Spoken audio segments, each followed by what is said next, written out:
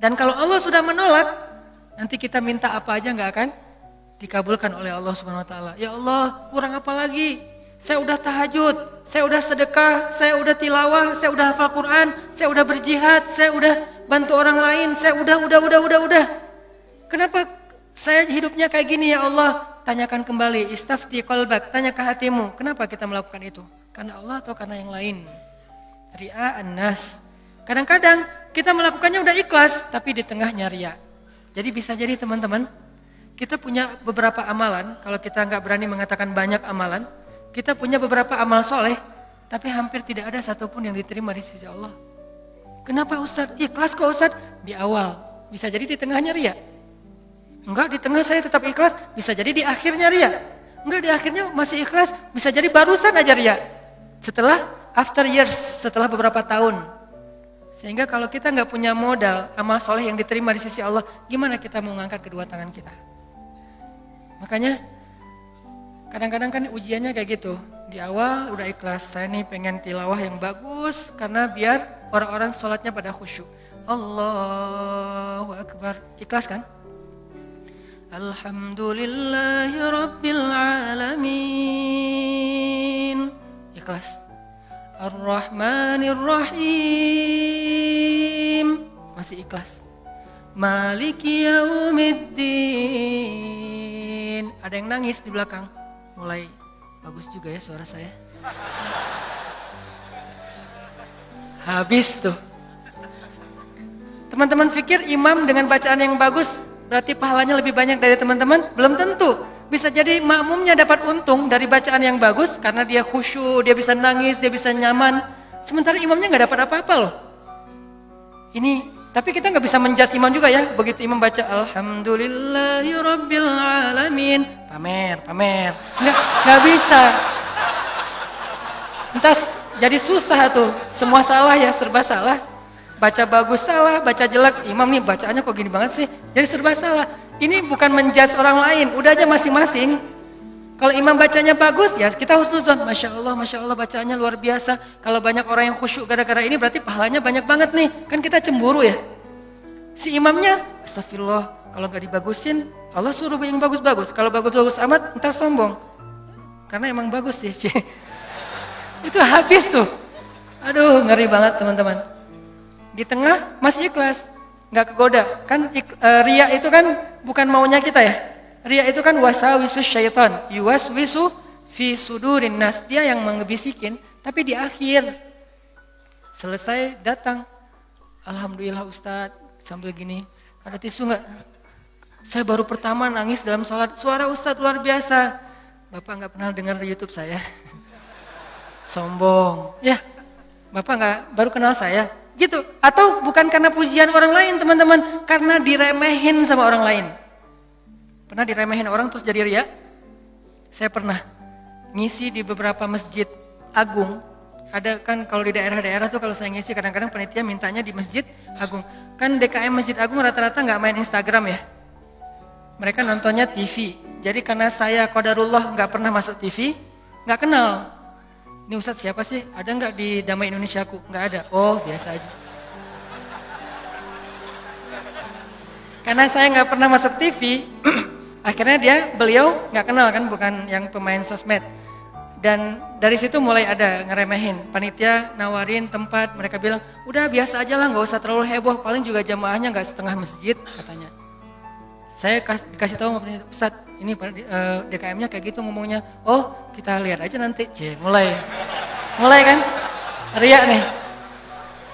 Terus saya datang, ternyata alhamdulillah qadarullah Allah yang melangkahkan kaki-kaki mereka rame nih sampai pelataran masjid. Pas rame, DKM-nya bingung. Ini Ustadz siapa sih kok bisa rame gini yang datang? Saya, ya sih. Ria nih. Mulai yuwaswis waswasa. Jadi perang batin banget teman-teman sama setan. Bukan maunya saya, setan yang kayak gitu. Kita cuma punya dua pilihan, mengaminkan atau menolak. Kalau kita mengatakan iya sih, berarti kita membenarkan kata-kata setan di dalam hati, ria, sombong. Atau kita mengatakan astagfirullah, nggak mau kegoda gitu. Pas waktunya sholat maghrib, panitia kan kenal pastinya ya. Ustadz dorong-dorong saya gitu kan. DKM nggak ngedorong. Kan kepancing. Kenapa DKM nggak ngedorong? Ngelihat penampilan saya dari ujung rambut sampai ujung kaki kayak kurang meyakinkan gitu. Nih Ustadz bisa ngaji nggak sih? Ngelihat ujung kupluk, di tengah kaos atau pakai kemeja, bawah celana jeans biasa. Ini bisa ngaji nggak ya? Akhirnya DKM kayak ragu-ragu gitu mau dorong saya jadi imam. Dalam hati, 5 menit lagi dengerin aja nanti. Wah, UASWIS luar biasa. Karena didorong-dorong terus sama penitia, ya udah deh. Saya mau ya, kalian yang dorong kan? Dorong lagi dong. Didorong ya. Udah aja jadi imam. Ngimamin, karena tadi diremehin sama DKM, kepancing dong. Wah, Ar-Rahman nih, gua keluarin sekalian, C. Kenapa ngeluarin Ar-Rahman? Favorit, kartu as lah. Kan DKM-nya kayak ragu-ragu gitu. Sampai saya bilang, soft dirapatkan, diluruskan, saya nggak mau pakai bahasa Arab. Walaupun nggak bisa. Soft diluruskan dan dirapatkan gitu. Terus DKM-nya masih gini-gini. Ragu-ragu gitu. Dalam hati saya, ya bentar lagi, tenang aja. Balik arah. Allahu Akbar. Itu udah nggak benar lagi salatnya tuh. Itu dirasain banget. Itu udah nggak benar lagi salatnya. Allahu Akbar. Begitu selesai Al-Fatihah, gimana Pak? Udah dengar? Terus masuk Ar-Rahman, serak pula. Aduh, serak, suaranya hilang, segala macam. Aduh itu nyesel banget tuh, nggak bisa show off ya. Kalau pas lagi dapat, mic-nya bagus, sampai menggemanya tuh sekilo gitu ya. Itu kan enak banget ya. Buat seorang vokal, mic itu kayak floor buat anak skate kan. Jadi bisa ngetrik banget kalau floornya dapat kan. Jadi buat saya tuh kalau mic-nya pas dapat, wah ini bisa semua trik dikeluarin nih. Fabi ayyi ala'i rabbikuma tukadziban. Udah Ar-Rahman aja yang biasanya dibagi 4, sekarang 1 rakaat Ar-Rahman, rakaat kedua Al-Muluk. Kenapa? Biar sekalian didengerin. Nih Ar-Rahman ya, gini cara bacanya. Aduh, habis. Selesai salat, kan balik arah gitu kan, mau zikir kan, balik arah bukan pura-pura zikir sih, sambil zikir ngelihat ke arah si bapak. Kira-kira gimana ekspresinya sekarang? Itu teman-teman berat. Kadang-kadang bukan karena kita pengen dipuji orang, tapi kita nggak rela diremehin orang, itu yang bikin kita riak kan? Bukan karena kita pengen dielu-elukan, dipuji, dapat banyak like, dipuja-puja, bukan itu. Itu kita masih kadang-kadang bisa ngerem. Tapi kita nggak sanggup bertahan, nggak bisa sabar kalau diremehin orang. Akhirnya kita bocorin juga kebaikan kita. Habis. Diremehin suami, diremehin pasangan, diremehin orang tua, diremehin mertua, diremehin teman-teman, segala macam. Diremehin tetangga. Kita bukan pengen dipuji dan dipuja oleh orang lain. Tapi kita nggak tahan kalau diremehin. Keluar juga tuh. Siapa yang selama ini yang melakukan ini? Siapa yang bantu kamu? Siapa? Keluar semua. Satu persatu yang kita sebutkan, satu persatu berguguran dan tidak ada nilainya di mata Allah SWT. Sabarkah kita ketika diremehkan oleh orang lain untuk tetap menjaga rahasia amal kita antara kita berdua aja dengan Allah? Itulah ujian ikhlas. Bisa nggak kita jaga? Nggak mau kita bocorin rahasia kita berdua sama Allah. Begitu kita bocorin, sedih banget tuh. Udah langsung tidak ada lagi nilainya di mata Allah. Berapa banyak dari amal yang kita lakukan yang benar-benar kita mampu menjaga keikhlasannya di awal, di tengah, di akhir. Kalau ada, jangan menyimpulkan dulu bahwa kita udah sukses karena masih ada waktu selama kita masih hidup untuk kita batal. Mungkin nggak batal di akhir, tapi batalnya setelah beberapa tahun. Ada teman kita datang nanya-nanya ke kita tentang, ngafal Quran itu susah banget ya. Kenapa? Aku tuh ngafal 1 juz aja, juz 30 gak beres-beres. Oh, ya sebetulnya gampang sih kalau udah tahu triknya. Mulai nih. Emang idealnya ngafal Quran berapa lama? Ya tergantung orangnya. Ada yang 10 tahun, ada yang 5 tahun, ada yang 2 tahun, 3 tahun, setahun. Kalau aku sih alhamdulillah 6 bulan khatam. Habis semuanya tuh. Ngafal Quran emang gampang, capek, susah loh. Yang susah itu bukan ngafalnya, murojaahnya kan, ngejaga hafalan. Udah hafal 5 juz, biasanya baru kerasa capeknya tuh setelah 5 juz kata orang-orang yang hafal. Setelah 5 juz, mulai nih keteteran yang di belakang, balik lagi ke depan, hilang lagi yang di belakang, balik lagi. Kayak gitu ngafal Quran saking capeknya tuh sampai orang yang banyak putus asa. Udah setelah perjuangan, effort yang luar biasa, hilang hanya gara-gara kalimat cuman 5 menit aja, habis semuanya teman-teman. Rugi banget kan? Jadi jangan dulu menyimpulkan bahwa kita tuh udah pasti soleh, udah pasti istimewa, udah suci banget. Hanya gara-gara kita punya amalan soleh lebih banyak dari teman kita. Mungkin dia amalnya biasa-biasa aja, tapi dia karena biasa-biasa gak bisa ngeriain kan. Hafal 30 juz dengan hafal Al-Ikhlas. Kira-kira mana yang pantas diriakan? 30 juz dong, Al-Ikhlas gak mungkin riak. Gimana kita mau riak? Gua udah hafal loh, apa? Al-Ikhlas. Apa yang mau diriain Al-Ikhlas? Yang ada Al-Ikhlas itu surat pelampiasan. Kalau udah mentok Al-Ikhlas. Sawa'un 'alaihim a'anzartahum. Perasaan tadi sebelum sholat lancar. A'anzartahum Qul huwallahu ahad. Biasanya gitu kan? Mentok-mentoknya Al-Ikhlas. Kenapa? Cuman Al-Ikhlas yang kita paling ikhlas. Kenapa tadi kok bacanya yang susah-susah? Pengen dong sesekali orang tahu kalau hafalan saya udah nambah kan gitu ya. Pengen dong orang tahu, kayak kadang-kadang kan kita suka pengen melakukan sesuatu yang orang lain gak bisa lakukan. Membaca surat yang orang lain gak hafal surat itu jarang. Kalau Al-Ikhlas, Al-Falaq, An-Nas, Al-Kafirun. Al-Kafirun masih oke lah. Karena Al-Kafirun suratnya agak susah kan. Banyak orang yang terjebak, la abudu ma ta'budun wala antum abidun ma abud. Kapan selesainya nih? Muter aja di situ Al-Kafirun teh. Kalau Al-Ikhlas kan jarang yang terjebak. Kalau Al-Ikhlas juga sampai salah. Ini nih ngeri banget nih. Jadi mungkin jangan ngeremehin dulu teman-teman. Ada teman kita yang hafalnya, kamu hafal surat apa? Enggak, cuma dikit dari At-Takatsur sampai An-Nas doang. Itu juga gara-gara modal sholat taraweh. Karena dia taraweh selalu dengar itu kan, di taraweh suka dengar ayat itu ya, akhirnya kehafal sendiri. Dia nggak pernah sombong, dia nggak pernah riak karena hafalannya sedikit. Kita yang 30 juz, segitu doang, kemana aja loh? Habis 30 juz. Jadi yang hebatnya itu bukan berapa banyak amalannya teman-teman, tapi seberapa kuat dia menjaga keikhlasannya di awal, di tengah, di akhir, dan setelah beberapa lama. Jadi jangan menyimpulkan dulu. Fala tuzakku anfusakum huwa a'lamu bimanittaqa. Jangan kalian menganggap diri kalian udah pasti soleh, pasti istimewa, pasti baik, karena Allah lah yang paling tahu siapa yang paling bertakwa. Maksudnya siapa yang paling ikhlas. Karena at-taqwa hahuna. Belum lagi nanti ada orang kadang-kadang saya pernah di sebuah masjid, kita ngadain acara tabligh akbar, terus masjidnya rame, anak-anak mudanya penuh sampai ke depan masjid. Setelah selesai acara tabligh akbar kan suka ngobrol-ngobrol gitu kan sama DKM di ruang DKM. Ada salah satu sesepuh masjid ngobrol sama saya, dan waktu itu saya juga sedih. Kenapa saya ladeni gitu? Harusnya saya pergi aja biar menjaga amal beliau kan. Beliau cerita, Ustadz, alhamdulillah ya sekarang masjidnya rame. Ini perjuangannya gak mudah loh Ustadz.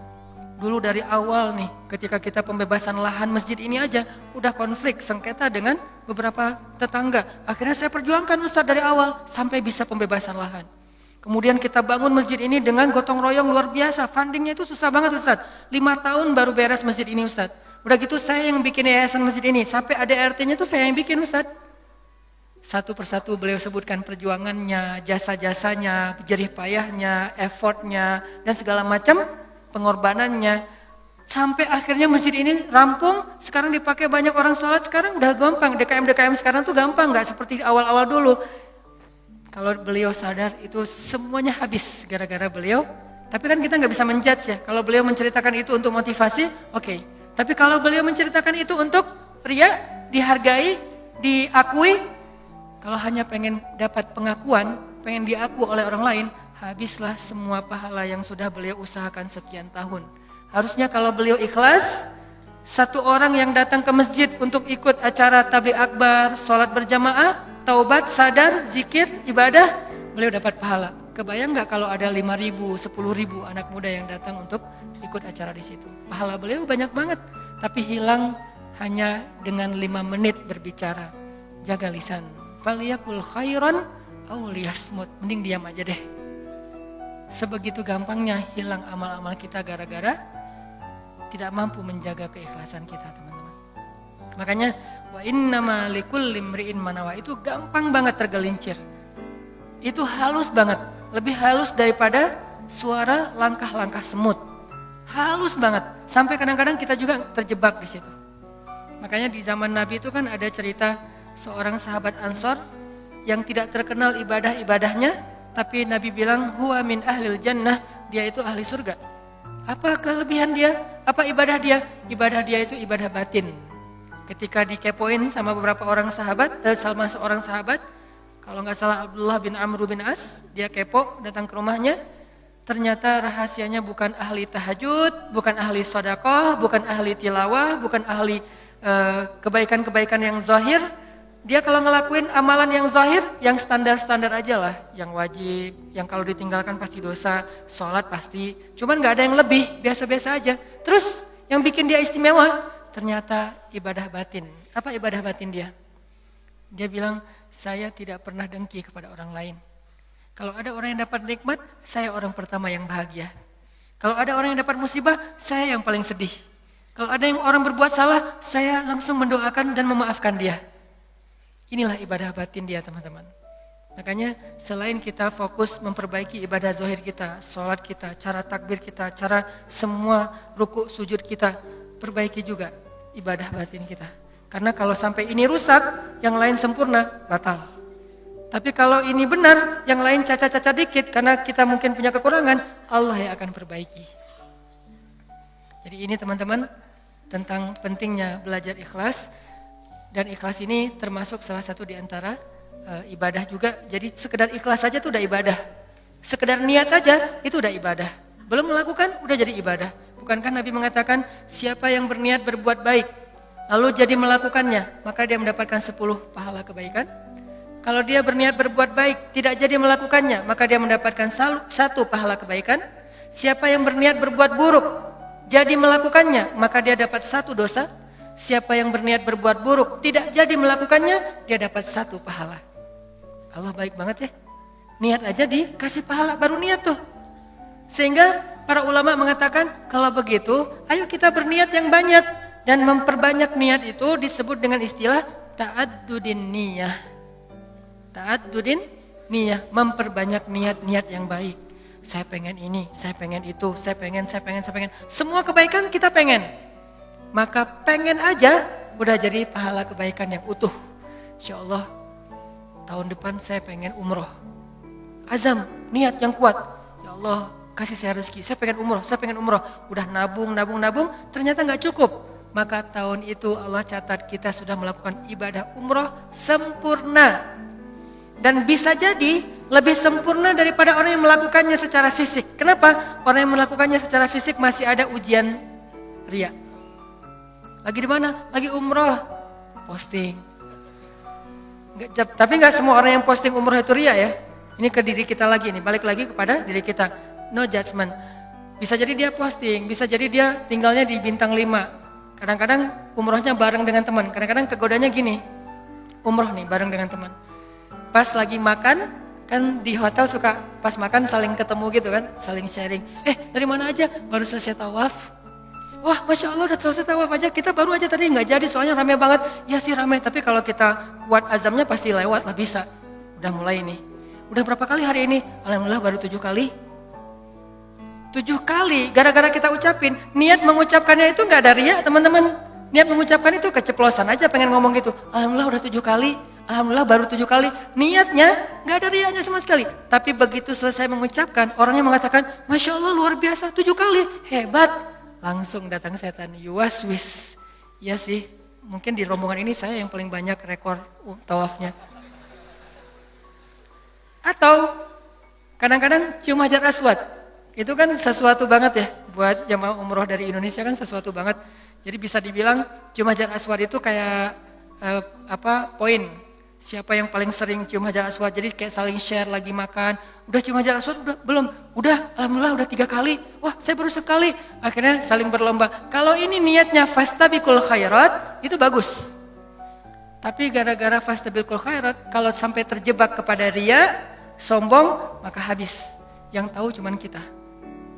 Yang tahu cuman kita. Orang lain gak tahu. Hati-hati dengan ini. Tapi orang yang tadi menabung pengen umroh, terus gak cukup duitnya, lalu nggak jadi umroh, bisa jadi dia mendapatkan pahala umroh lebih utuh daripada orang yang melakukannya secara fisik. Maka jangan kikir dalam berniat baik. Berniat baik yang banyak. Ketika kita keluar rumah, ya Allah hari ini mudah-mudahan saya bisa bantu orang di jalan. Mudah-mudahan saya bisa silaturahim dengan teman lama atau dengan keluarga. Mudah-mudahan saya bisa mendapatkan ilmu. Mudah-mudahan saya bisa membantu orang dari kesusahan. Mudah-mudahan saya bisa. Perbanyak aja kebaikan kita niatin dan kita serius. Kalau nanti ada kesempatan kita akan lakuin. Begitu kita keluar rumah, Allah sudah mencatat kita seperti melakukan sebanyak kebaikan yang kita niatkan. Jadi niat aja ibadah. Wa innama likulli imri'in ma nawah. Seseorang mendapatkan pahala sesuai dengan apa yang dia niatkan. Niat aja udah ibadah. Apalagi kalau kita kerjakan. Sampai ulama mengatakan, kalau saya mendengar seseorang mengetuk pintu rumah saya, maka saya tidak akan membuka pintu rumah itu sampai saya memiliki 10 niat baik. Jadi kalau mau buka pintu rumah, beliau berdiri di belakang pintu, ya Allah, kalau ini adalah orang miskin, saya berniat akan kasih dia sedekah 1.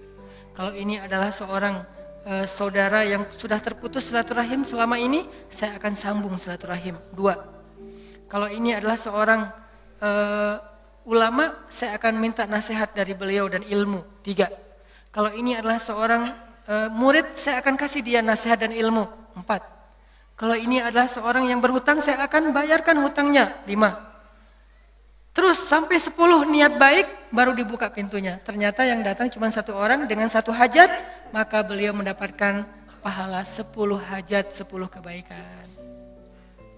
Ini hebatnya niat. Ta'addudin niyah. Sehingga yuk kita berniat sebanyak mungkin berbuat baik. Saya akan gini, saya akan gini, saya akan gini. Salah satunya untuk akhirat kita, kalau saya pribadi berniat, ya Allah saya pengen banget nanti sebelum meninggal, kalau bisa udah khatam 30 juz. Dari dulu diusahain belum beres-beres. Naik dikit, turun banyak. Naik dikit, turun banyak. Kenapa? Mungkin banyak dosa, bisa dosa lisan, bisa dosa mata. Bukankah dosa itu bisa menghilangkan hafalan ayat Al-Quran? Dan kata Nabi, Al-Quran itu gampang hilangnya, lebih gampang daripada hilangnya onta yang liar. Cepat banget hilangnya. Enggak Ustaz, saya udah banyak dosa tapi enggak hilang-hilang. Ya enggak ada yang dihafal, apa yang mau dihilangin? Coba kalau mau tahu kita banyak dosa atau enggak, hafal Quran deh. Kalau susah, pasti banyak dosa. Kalau mau tahu itu cara kita untuk bisa mendeteksi dosa kita, salah satunya ya, hafal Quran. Coba, itu akan mendeteksi banget. Kalau kita udah lancar bacaan, tapi dengan syarat bacaannya udah lancar. Karena kalau bacaan belum lancar, ya bukan karena dosa, emang nggak bisa baca Quran ya. Berarti tahapannya baca Quran dulu. Kalau bacaannya udah lancar, tapi kok nggak bisa ya ngafal Quran? Ini bisa jadi kata Imam Waqi', al-ilmu nurun wa nurullah la yu'talil asi. Ilmu itu cahaya dan cahaya Allah itu tidak diberikan kepada pendosa. Cara ngukur diri kita banyak dosa atau enggak? Coba ngafal Quran. Kalau susah, pasti banyak dosa. Sehingga pesantren di dekat rumah saya tuh, pesantren Kampung Quran namanya. Dulu ada program daurah hafal Quran selama bulan Ramadan, 1 bulan 30 juz. Di Indonesia, di Cihanjuang, Cimahi. 1 bulan 30 juz. Pas saya diundang ke situ ngisi waktu subuh, saya bilang, "Ini programnya apa Ustadz?" 30 juz 1 bulan. Saya dalam hati, emang bisa? Saya tuh udah lebih 10 tahun gak beres-beres. Ngeremehin gitu kan? Ternyata ada yang bisa. Dari sekian puluh siswa atau santri, ternyata sekitar hampir 10 orang khatam sebulan 30 juz lancar teman-teman. Sebulan 30 juz lancar. Modalnya mungkin cuma juz 30 doang pas baru datang. Dan apa metodenya Ustadz? Ternyata metodenya itu enggak rumit-rumit, sederhana. Kalau mereka ngerasa susah hafalan, disuruh sholat taubat terus istighfar. Itu doang. Kalau ya Allah kok susah banget ya? Kan kadang-kadang ada halaman yang mudah, ada halaman yang susah ya. Yang biasanya kalau lagi enak tuh moodnya dapat, bisa sekali duduk 2 lembar langsung hafal dan lancar. Kalau lagi nggak dapat, 1 ayat aja nggak beres-beres. Nah, kata ustadznya, kalau kejadian kayak gitu, coba wudu, sholat taubat, minta ampun sama Allah, istighfar, coba hafal lagi. Pasti mudah. Dan itu terbukti. Ternyata kayak gitu caranya. Cuman ya butuh istiqomah juga. Jadi teman-teman, perbanyak niat yang baik. Niat apa aja, termasuk saya nanti kalau udah punya rezeki, udah punya usaha sendiri, saya pengen punya panti asuhan 1000 anak yatim. Tapi niatnya yang kuat ya. Kalau ternyata itu baru terwujud setelah 20 tahun, la tahzan, nggak usah bersedih, nggak usah berkecil hati. Kenapa? Sejak kita berniat punya pesantren, punya panti asuhan 1000 anak yatim, walaupun terwujudnya setelah 20 tahun, pahalanya tuh dihitung dari awal berniat, bukan ketika terwujud. Keren kan niat tuh? Jadi pahalanya dihitung dari ketika kita berniat, bukan ketika itu terwujud. Kalau terwujud, dilipat gandakan 10 kali lipat. Sebelum terwujud, dihitung satu kebaikan yang utuh. Misalnya, saya dalam hati saya punya niat, saya nanti mau bikin camp pengungsi. Kalau kemarin yang saya datang sama teman-teman itu kan camp pengungsi Suriah yang ada di Turki. Yang artinya para pengungsi yang udah aman kondisinya. Kita coba bantu kecil-kecilan. Nah ini dikasih lagi tanah sama Erdogan, sama Turki, lewat menteri diniatnya, lewat Golden Future kita kerjasama di Aleppo perbatasan dengan Turki, di dalam Suriahnya. Yang nggak bisa nyebrang, yang nggak bisa ngungsi keluar negeri, maka ditampung di situ. Dikasih berapa hektar tanah, disuruh coba kalian bisa nggak bikin camp di situ. Saya punya niat, saya akan coba bareng-bareng dengan Golden Future harus punya camp di Aleppo bagian perbatasan Turki yang menampung minimal 100.000 pengungsi Suriah. Itu kan niatnya? Kapan terwujud? Allahu a'lam. Yang penting saya ikhtiar aja dulu dari sekarang. Mulai membangun sosmed, saya harus banyak followers. Kenapa? Makin banyak followers, insya Allah funding untuk kemanusiaan lebih gampang. Terus juga membangun jaringan beberapa tempat di seluruh Indonesia supaya kita kerja bareng-bareng untuk selain kemanusiaan di Suriah, kemanusiaan juga di Indonesia, bikin kegiatan-kegiatan dakwah anak muda. Tapi salah satu target goals saya itu adalah bisa ngebantu korban-korban perang, bukan membantu perang, membantu korban perang. Kalau membantu korban perang kita datangnya bawa roti, bawa gandum, bawa obat-obatan. Kalau membantu perang kan bawa senjata ya, dan saya megang senjata juga belum pernah. Nah, niatnya 100.000 pengungsi di camp di dalam Suriah untuk membantu mereka. Kapan terwujud? Sebutlah 10 tahun lagi baru terwujud. Saya apakah baru dapat pahala setelah 10 tahun? Tahu? Enggak.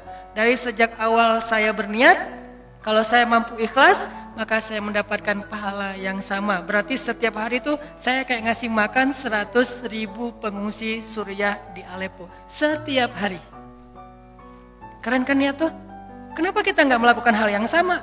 Kenapa kita nggak berniat aja kayak gitu? Saya akan ikut juga dengan program Ustadz Hanan. Walaupun sekarang saya belum bisa support dana, tapi insya Allah kalau saya ada dana nanti saya pasti akan ikut nyumbang. Saya juga akan funding dengan teman-teman saya. Niatin aja. Dengan niat aja, kita udah ngasih makan anak yatim di Suriah itu 100.000 orang daily, setiap hari. Wa innama likulli imri'in ma nawa. Kenapa kita nggak berniat yang banyak kebaikan-kebaikan? Kenapa kita kikir dalam niat? Belum lagi nanti kita niatkan yang lain-lain. Saya punya niat misalnya pengen banget dengan kita mendakwahi anak-anak muda, dengan kita bikin sebuah gerakan anak muda, suatu saat dari mereka lahir seorang pemimpin yang saya sering ulang-ulang, yang hafiz Al-Quran, yang takut kepada Allah, yang ngimamin kita sholat di Masjid Istiqlal, dan yang muazzinnya adalah wakil presiden, yang imamnya presiden. Kalau itu terwujud, lalu makmumnya seluruh Indonesia, itu kan keren banget ya. Kalau belum terwujud, saya tetap dapat pahala niat itu kalau masih ikhlas. Berniatlah sebanyak mungkin. Berniatlah seluas mungkin. Jangan tanggung. Enggak kalau 100.000 kegedean, udah aja 10 orang. Kenapa tanggung-tanggung? Memangnya buat kita rugi kalau kita niat 100.000 orang kita kasih makan? Udah aja niat. Tapi nggak mungkin tercapai. Siapa bilang nggak mungkin? Banyak hal yang sekarang saya alamin secara pribadi dan bersama teman-teman di Pemuda Hijrah, itu kejutan loh dari Allah. Dulu mungkin kita anggap itu mimpi. Mimpi bisa pergi ke camp Suriah yang ada di Turki. Mimpi bisa dakwah ke anak-anak, teman-teman anak-anak muda bisa bareng-bareng. Mimpi bisa ini, bisa itu, segala macam. Itu kayak mimpi. Tapi Allah wujudkan. Kenapa? Intasdukillah yasdukka. Kalau kamu jujur kepada Allah, Allah juga akan jujur kepada kamu. Ya Bani Israel, azkuru ni'mati allati an'amtu alaikum wa awfu bi'ahdi ufi bi'ahdikum. Tunaikanlah janji kalian kepada aku aku tunaikan janji aku kepada kalian. In tasdukillah yasdukka. Jujurlah kepada Allah, Allah jujur kepada kalian. Ihfazillah yahfazka. Jaga Allah, Allah jaga kalian. Fadhkuruni adzkurkum. Ingat aku ingat kalian. Selalu kayak gitu, kaidahnya sama. Walaupun redaksinya berubah-ubah.